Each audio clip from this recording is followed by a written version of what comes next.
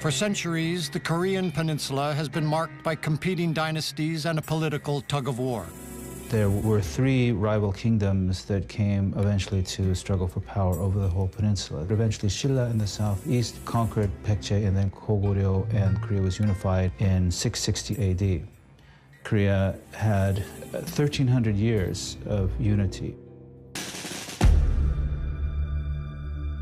Japan annexed Korea in 1910, controlling it until the end of World War II.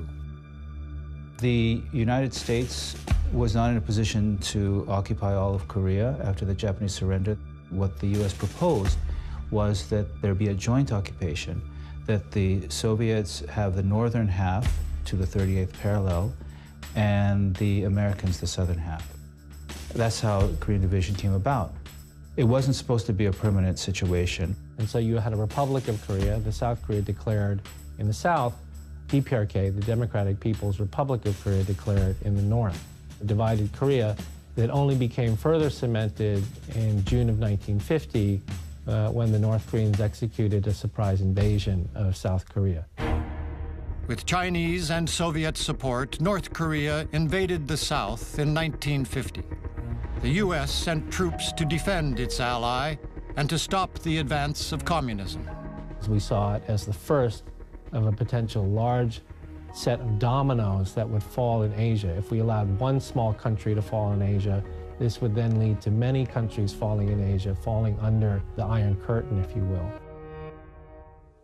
3 years later, fighting in the Korean War ended.